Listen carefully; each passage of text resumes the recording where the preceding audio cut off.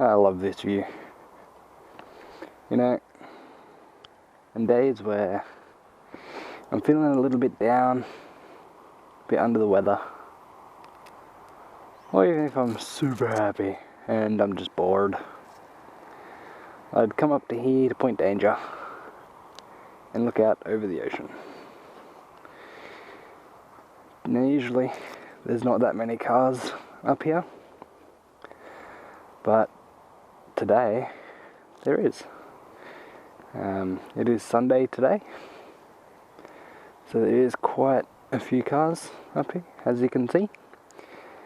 That, and it is slowly becoming whale watching season, which means it's going to be difficult to get a park up here when that begins. But I want you guys to leave a comment below and telling me what you think has changed with my video settings. Now, that is not a trick question. I have actually changed something. The first thing that I have changed is pause the video and leave your comment below and let me know what you think I've changed. Now, I have changed things. That's not a lie.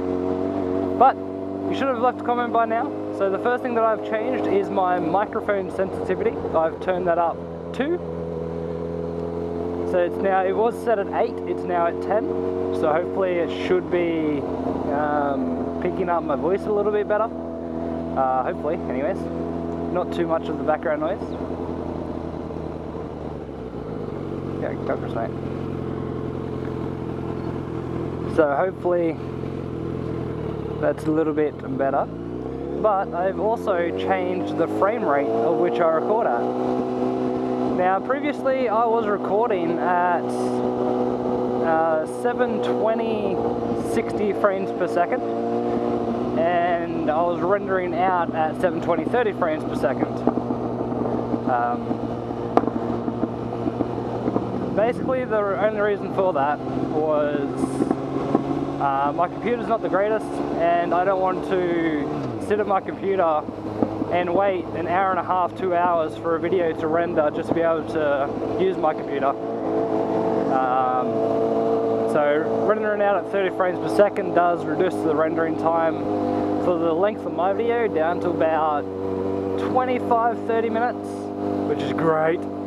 But at the moment what I'm doing is I'm recording at 25 frames per second at 1080p, but I'm going to be scaling that down to 720, basically making, if you don't know what scaling down is, it's basically making the 1080p footage, shrinking that down to 720, and then when you render that out at 720, it's actually going to be at a higher quality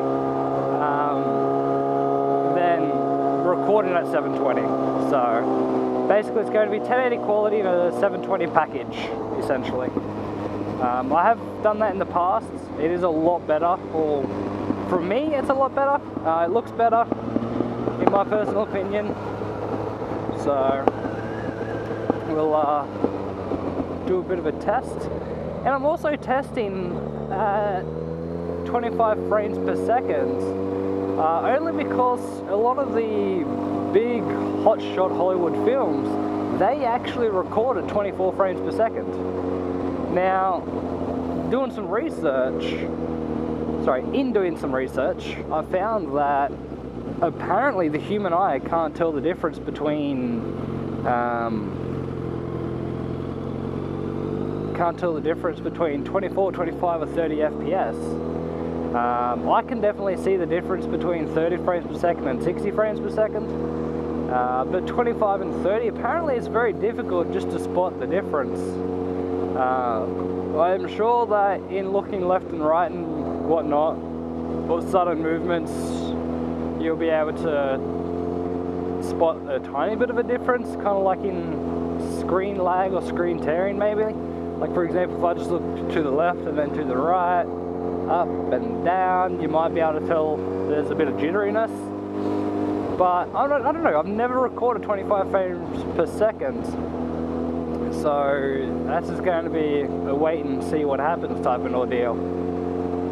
But I do need something for tomorrow's video, because I remembered what day it is today. So that's always a good thing. Let's stand and wait for the crosswalk, wait for the traffic to clear, when there's a fucking crossing right here.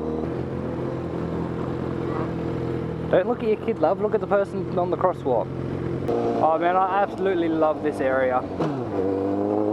So if you're unsure as to what area this is Collangatta. And there's quite a fair bit of shops or businesses in this area. Usually, okay, so when I first moved up here about 6 years ago from Bathurst, they had the winter sun, is what they call it. And all of these old cars, all the old hot rods will come down this street, up that street that I was just on, and it'd just be a mad ass, like, kind of rock and roll festival type of thing. And it looked pretty cool, not gonna lie. It was a fun thing to go to, but then they decided to reduce the on-street entertainment. So this street will be completely closed off. There'd be live stages built in the middle of the road, and it was fucking awesome. Then they decided to reduce the on-street entertainment and increase the prices for the cars. And that didn't go down too well, so a lot of the cars that would come would pull out. Now, that's what this whole show was about. It was about the cars, the old hot rods and everything.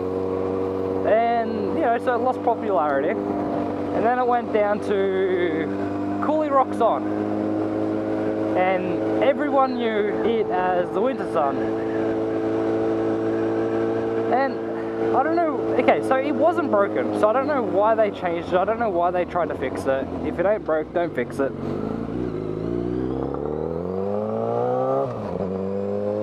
And more cars kept on dropping out, and the last one that I went to, there were, I'd say, 10 cars.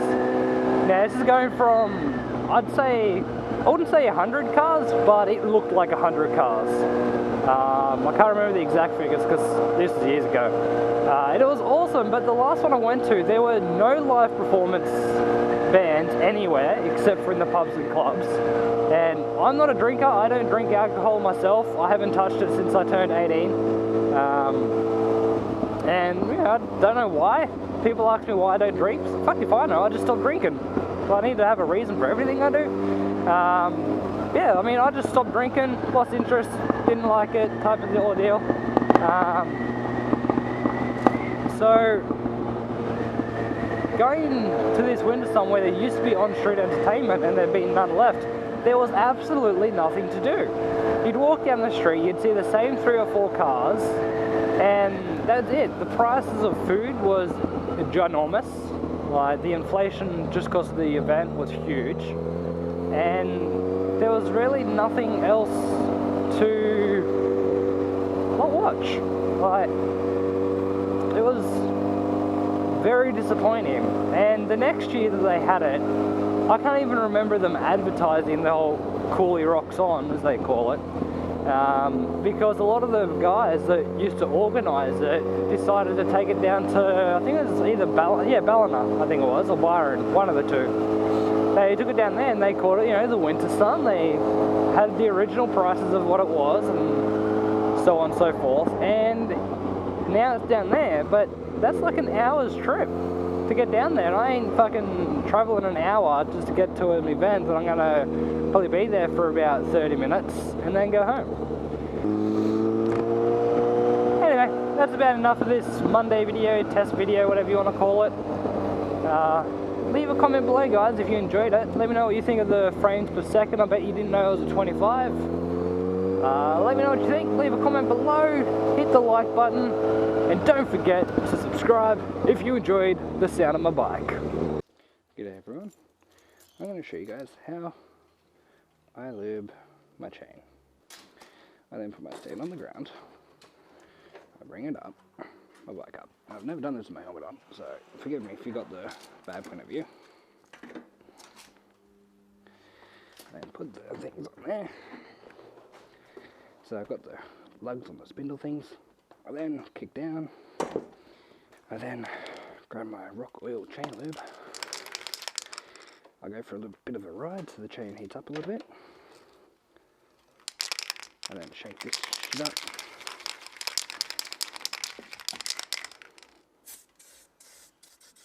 Like this.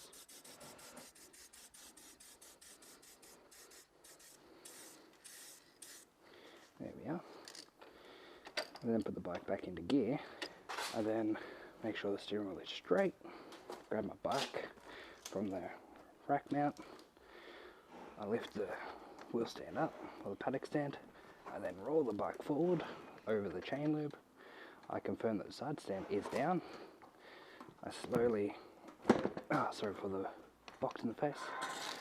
I then slowly put the stand down, get back onto this side and lean it over.